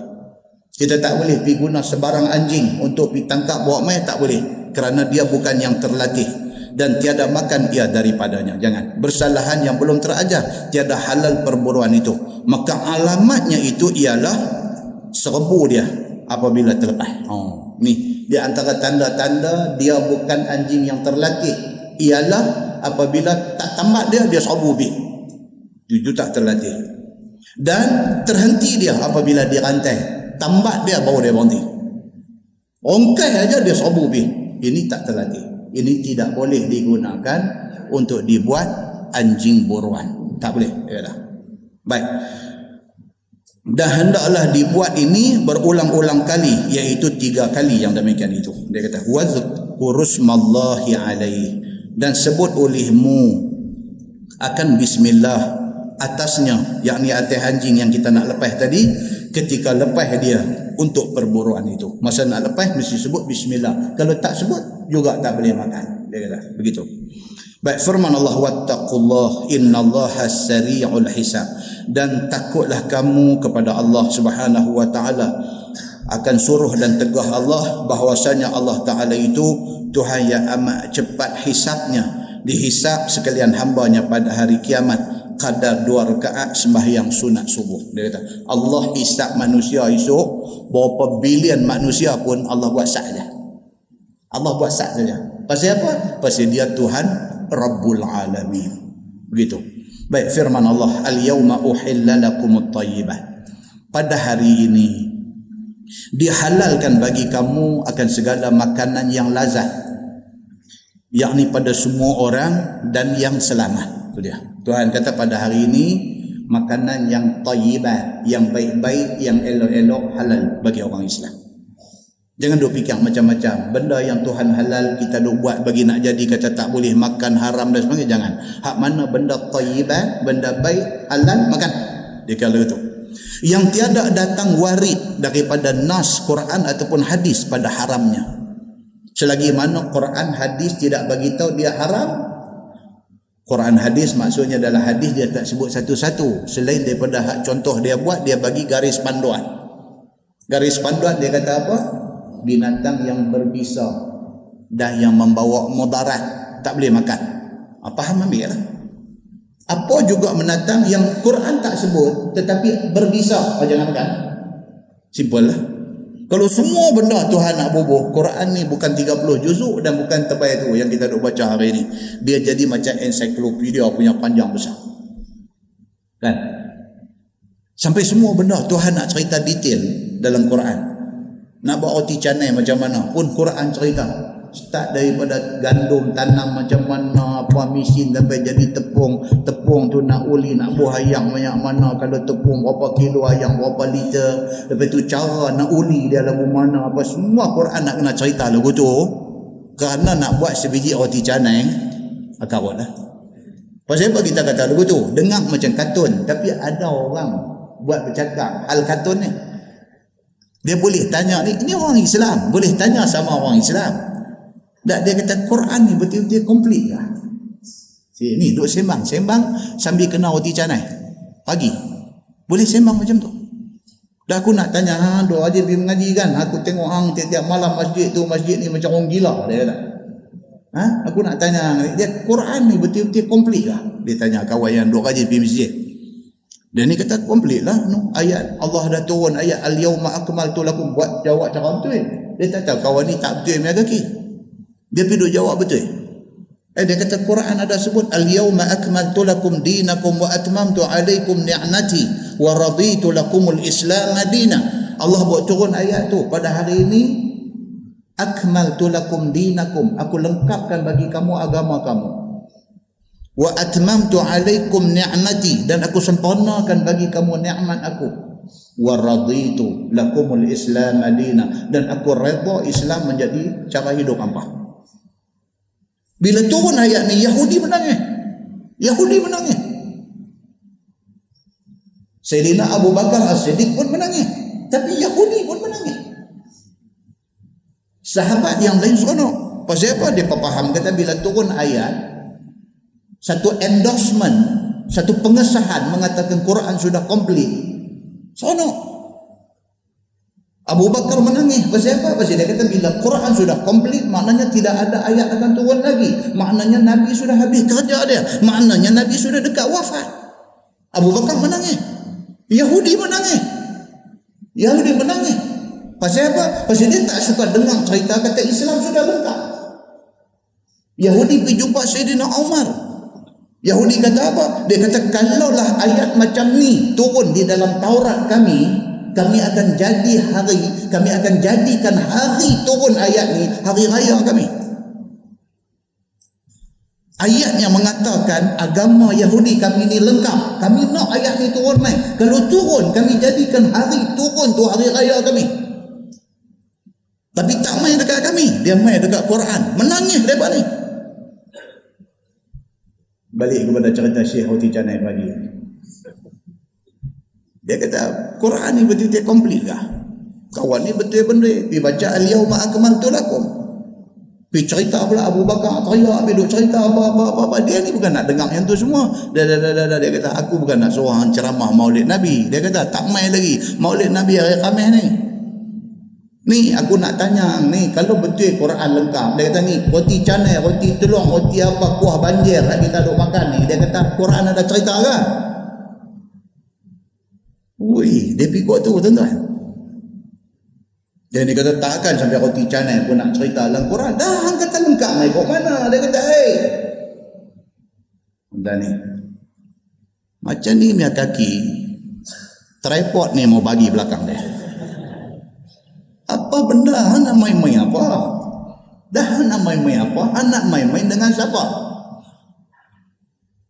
Tuan-tuan, muslimin dan muslimat yang dirahmati Allah sekalian, itu adalah kisah benar yang berlaku di celah-celah orang Islam yang mengaku Islam pada hari ini. Dia boleh buat main-main dengan benda-benda yang macam ni. Muslimin dan muslimat yang dirahmati Allah sekalian. Baik, firman Allah Subhanahu wa taala, al-yauma uhilla lakumut thayyibat. Pada hari ini dihalalkan bagi kamu semua segala makanan yang lazat-lazat yang memang selamat kepada semua orang, yang tiada datang warid nas daripada Quran ataupun hadis akan haramnya. Wa ta'amul ladzina utul kitaba halal lakum, dan makanan segala mereka yang diberi akan kitab itu halal bagi kamu. Ini dia satu cerita lain. Ayat ini turun nak beritahu kepada orang Islam, kata mana-mana orang yang ahli kitab, sama ada dia Yahudi ataupun dia Nasara. Yahudi yang betul-betul ikut Taurat yang Allah buat turun kepada Nabi Musa. Nasara yang betul-betul ikut Injil yang Allah turun kepada Nabi Isa. Injil hari ini ada berapa version? Injil hari ini latest kata ada 46 version. Dulu zaman kita mengaji dia kata 5, dulu dia cuma bagi tahu ada berapa aja. Ada Mark, ada Matthew, ada Luke, ada Barnabas, lagi banyak lah ni. Pasal apa? Pasal terdedah kepada pindaan dan tokoh tambah. Itu sebab Islam sangat strict dalam soal ini. Kita tidak boleh benarkan, kita tidak boleh biarkan Islam ini dimasuki oleh unsur-unsur reka cipta dan tokoh tambah. Pasal kita akan jadi macam tu. Itu pasal bila kita nak jadikan satu-satu benda sebagai pegangan kita dalam Islam, kita nak dengar nas. Ada Quran kata apa? Ada hadis kata apa? Tak ada. I'm very sorry. Kita tak boleh buka ruang, kita tidak boleh buka pintu, kita tidak boleh bagi peluang kepada orang nak mereka-reka hal agama. Tak boleh. Sebab kalau orang tanya kita satu-satu amalan yang kita buat, kalau kita tak ada jawapan, kita nanti sat dulu, kita pergi check dulu. Simple lah, simple contoh. Bila ada satu kematian, mayat dah bawa turun daripada rumah. Al-Fatihah, jalan setapak. Al-Fatihah, jalan setapak. Al-Fatihah, jalan setapak. Salah ke baca Fatihah tu? Tak salah. Tak, yang pergi buah dia 3 tu pasal apa? Dan orang tanya saya satu ustaz. Orang tanya saya nak jawab apa? Saya tak pernah jumpa dalam hadis suruh buat benda tu. Apatah lagi kalau orang suruh saya. Dia tengok, "Oi, Ustaz Samsuri ada, Ustaz tolong buat turun mayat." Saya seorang mana boleh saya seorang nak pergi kuih dia buat turun, mana boleh tu halu ada ramai tu cantiklah turunlah. Dah buat turun. Buat turun apa? Dia faham dalam kepala dia buat turun tu 3 gear tu buat turun. Saya punya saya duk cari juga. Saya pun kalau ada satu contoh, walaupun hadis dhaif pun tak apa lah. Kalau ada lah, kurang-kurang saya nak pergi buat taklah mengkelan sangat. Saya tahu kata benda ni ada dalam hadis yang dhaif, tak boleh buat hujah. Tapi kalau buat amalan tak boleh lah, Nabi tu belakang dia. Tak ada. Jadi dia kata boleh awak Fatihah salah kan? Fatihah tak salah, tu yang dia 3 tu yang saya tak tahu. Orang tanya saya nak jawab apa? Islam dia mesti ada penjelasan kepada satu benda yang dia buat. Penjelasan dia mesti nas. Bila tak ada, kita nak pergi buat tu dia gaya. Kepada Ustaz tolong Ustaz. Tak apa. Dan kalau orang buat, saya nak lompat pergi silat, buka gayung patani ke apa tak, saya tak buat benda macam tu. Tapi jangan suruh saya buat. Kalau dia nak buat, saya nak pergi bersyarah pada dia, kata tak boleh, saya tak buat benda macam tu. Saya ada sama dengan dia, cuma saya tak langkah lah 3 gear tu. Saya tengok je lah. Pasal apa? Pasal apa explanation dalam nas. Kalau kita membenarkan benda tu, lagi macam-macam benda nanti main. Mayat dah bawa turun depan rumah, ada pula tu imam main panggil pula mana anak-anak dia main semua lagu apa lalu kau kerana apa dulu budak-budak duk main apa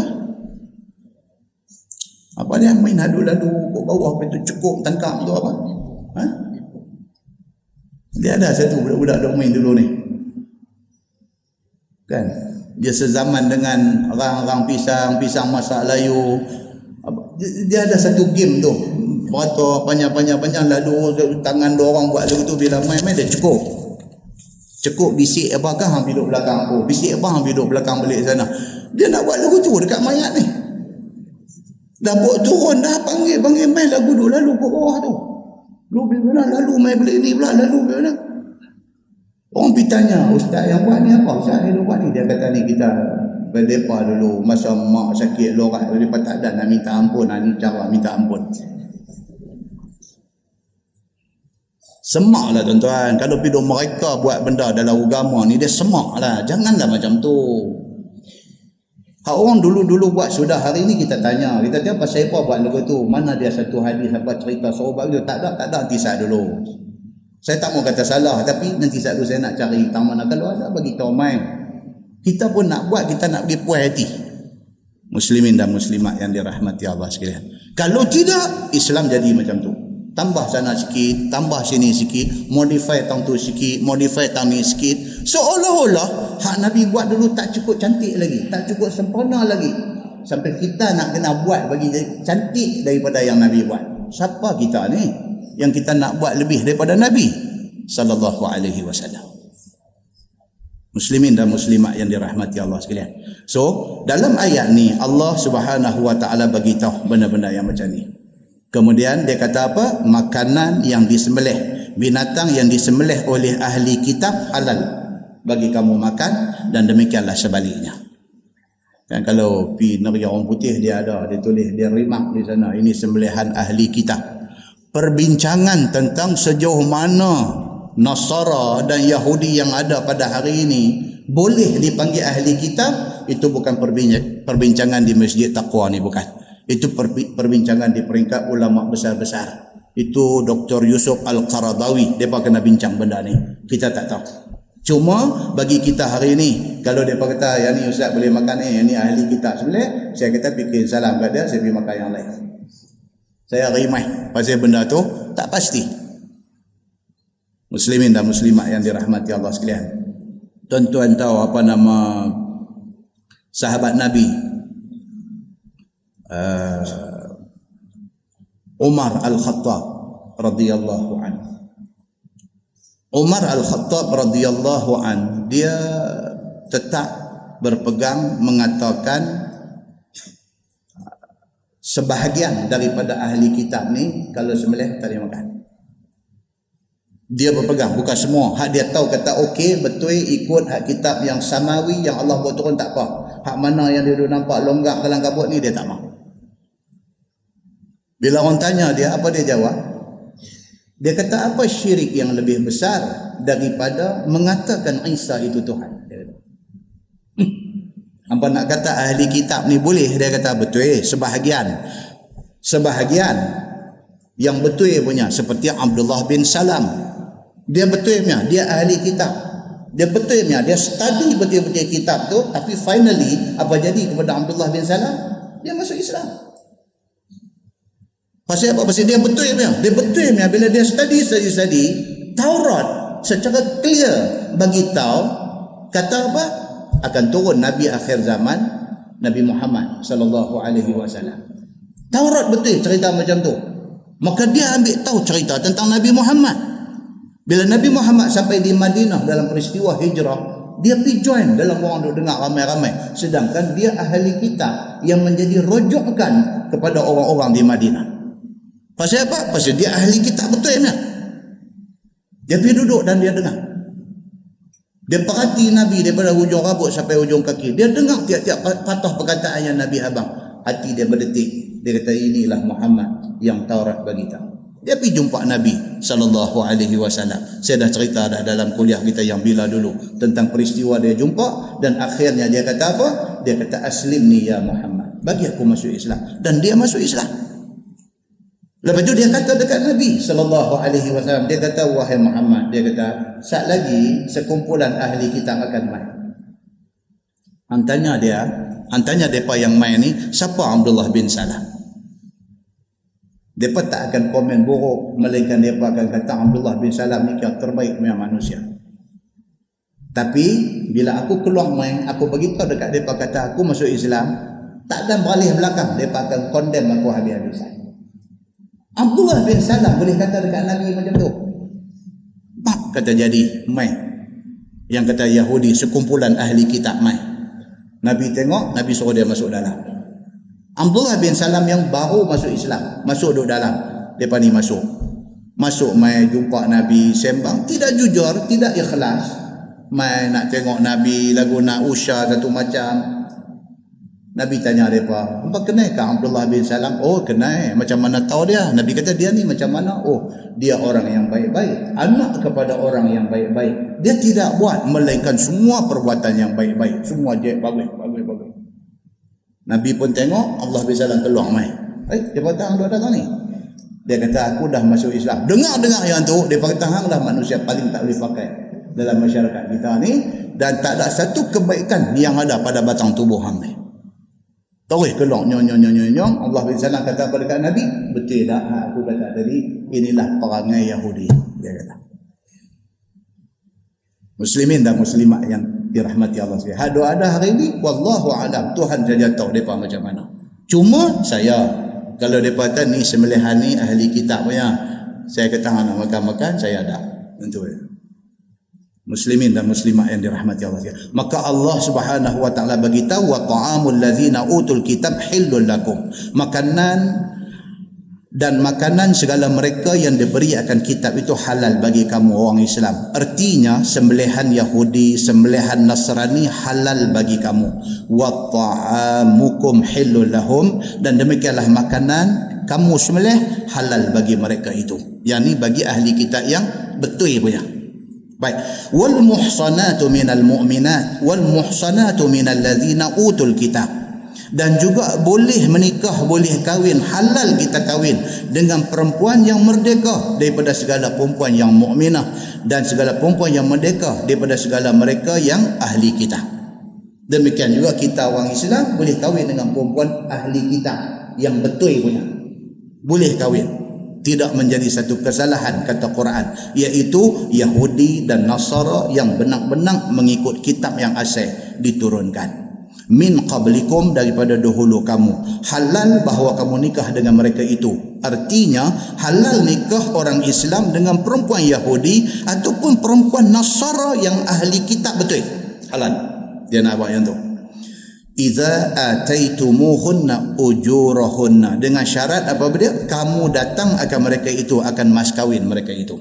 Kita orang Islam kahwin dengan perempuan ahli kitab yang betul punya, ikut Taurat betul, ikut Injil betul, boleh kahwin dan bayar mas kahwin. Kahwinlah, dia kata, tak ada masalah.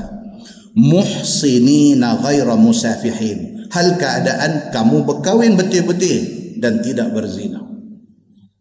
Allah Subhanahu wa taala bagi penekanan, dia kata apa? Menikah betul-betul, jangan berzina. Musafihin, kan baru ni kita baca satu hadis cerita tentang hukum. Cakap mesti jelutong kalau kita baca benda ni. Laki-laki perempuan berzina, lepas berzina nak menikah, boleh tak boleh? Jelutong pun. Hadis riwayat daripada Aisyah radhiyallahu anha. Orang mai tanya Aisyah tentang satu budak laki-laki dengan satu budak perempuan berzina dan lah mereka nak menikah, boleh tak boleh?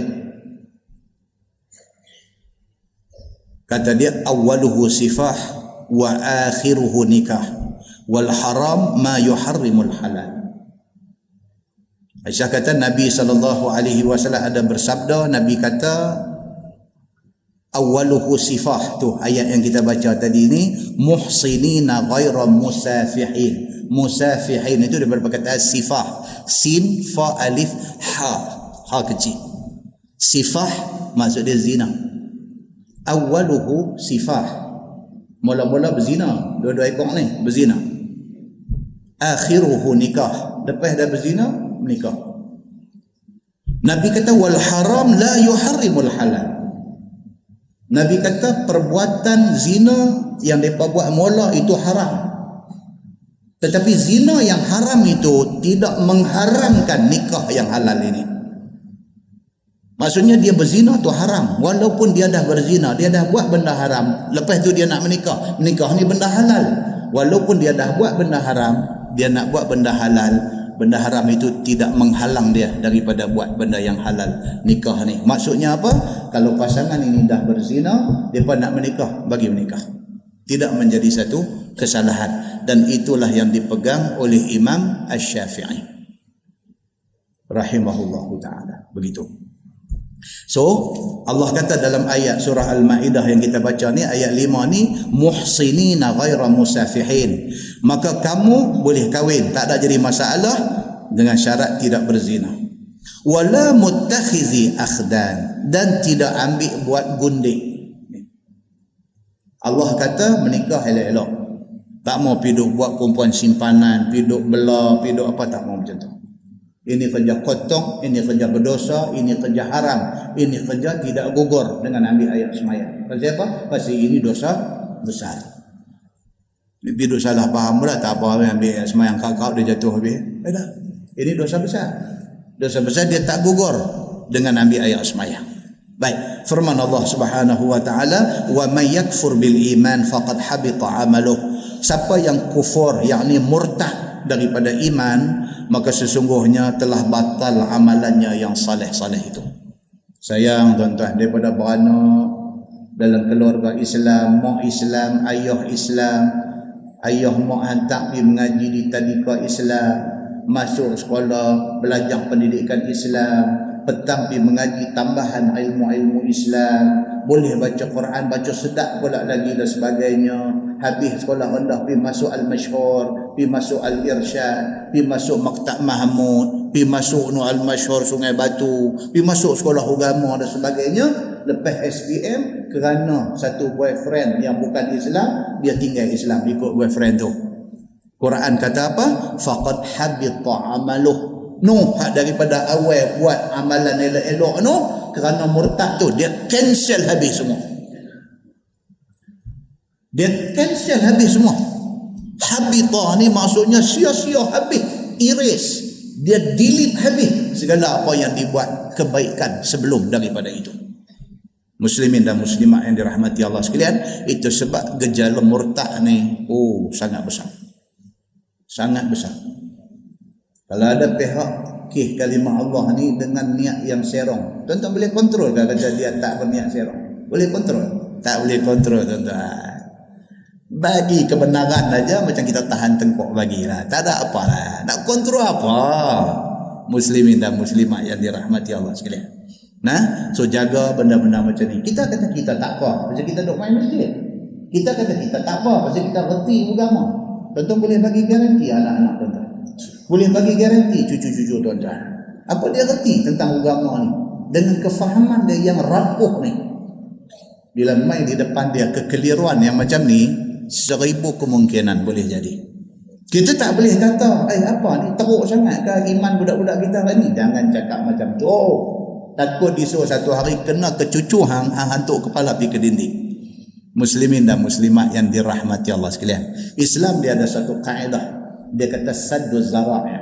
Sadduz zara'i' maksudnya sebarang lubang-lubang yang boleh membawa kepada kerosakan, palang. Jangan bagi ada satu ruang untuk kita korbankan agama kita.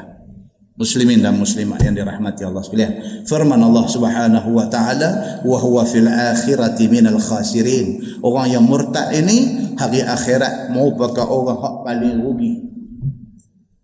Kerana dia tinggal Islam, hari akhirat esok menyesal ni tak tahu nak apa. Atas dunia tinggal Islam pasal boyfriend, atas dunia tinggal Islam pasal tak tahu.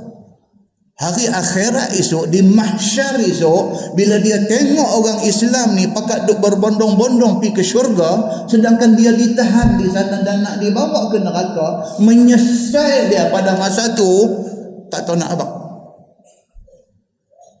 Aku ni dah ditakdirkan Allah beranak daripada perut mak Islam. Aku ni dah pun ditakdirkan Allah Subhanahu wa taala kecil-kecil reti baca Quran. Awaklah kerana satu boyfriend ni, awaklah kerana ni aku boleh tinggal Islam aku boleh pilih jalan sesat macam ni. Akibat dia apa dia tuan-tuan? Masuk neraka khalidina fiha abada, kekal dia di dalam neraka selama-lama. Wal iyazu billahi min zalik. Tak tahu figure betul tak betul. Dia kata di Indonesia yang asal Islam, kemudiannya jemerang di agama lain, sudah berjumlah 2 juta orang di Indonesia. Asal Islam, mak Islam, ayah Islam, oleh kerana undang-undang negara dia membenarkan Tuan-tuan tengok di Indonesia. Tengok di Indonesia, laki Kristian, bini Muslim, kahwin kalau nak kahwin. Anak keluar mai esok pilih dia mau yang mana. Undang-undang membenarkan. Apa jadi kalau betul figure ni 2 juta orang yang lahir daripada keluarga Islam, sama ada dua-dua mak bapa Islam ataupun pak Islam ataupun mak Islam, kemudiannya pilih agama lain daripada Islam, sudah berjumlah 2 juta orang. Wal-'ayazubillah. Minta Allah jauh malapetaka tu daripada kena ke kita di sini. Na'udzubillah tuan-tuan. Cakap lagi derai duk sokong benda ni, takut esok dia lipat mai keluarga kita kena, cari tiang hak paling berat dia hantuk kepala.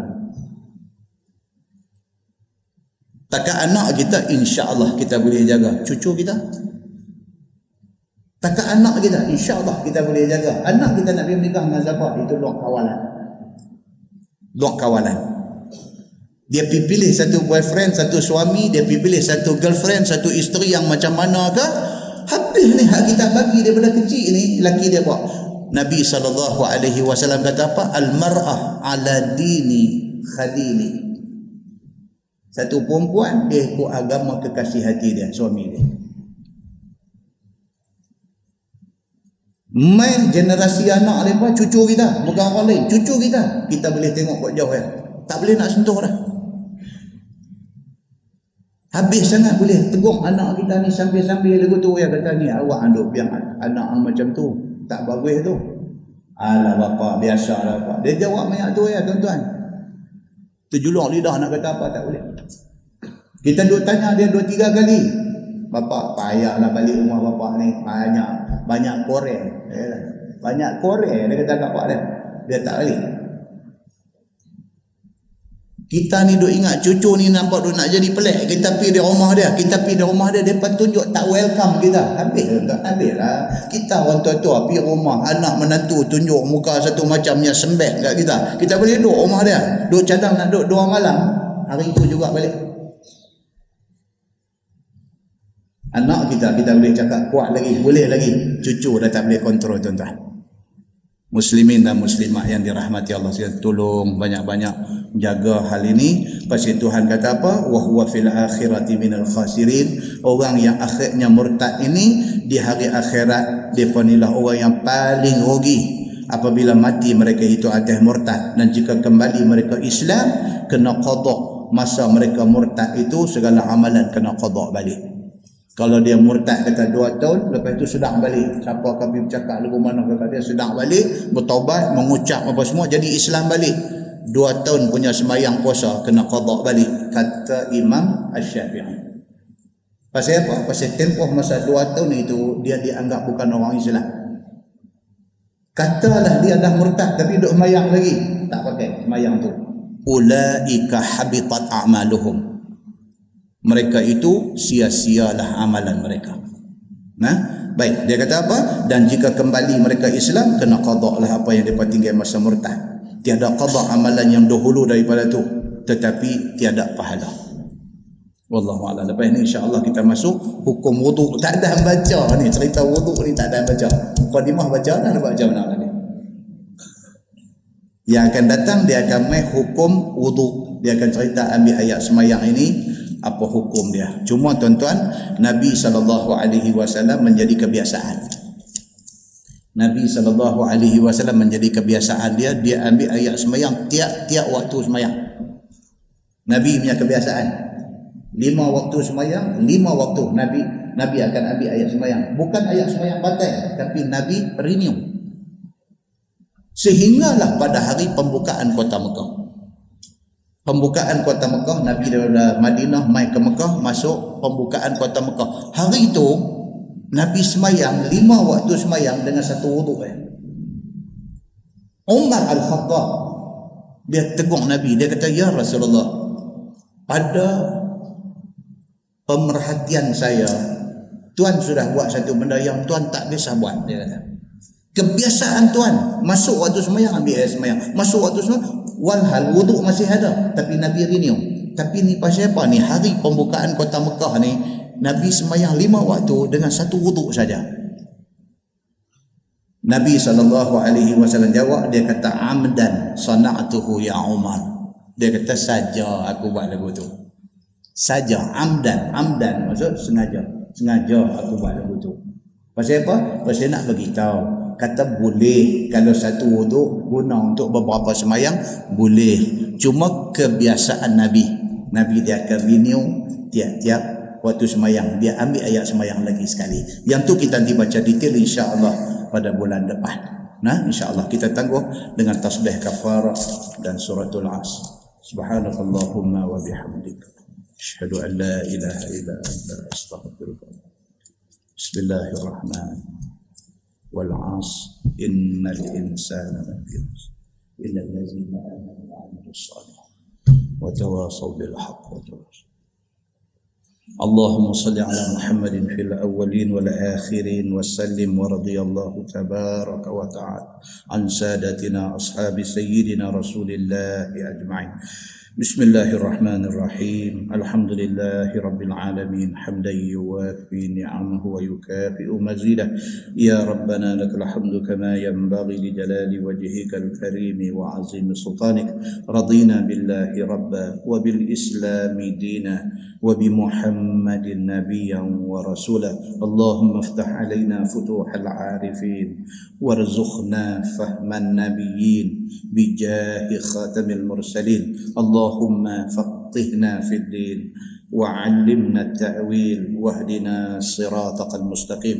اللهم أرنا الحق حقا وارزقنا اتباعه وأرنا الباطل باطلا وارزقنا اجتنابه. اللهم اجعل جمعنا جمعا مرحوما وتفرقنا من بعده تفرقا معصوما. وصلى الله على محمد وعلى آله وصحبه وسلم والحمد لله رب العالمين. السلام عليكم.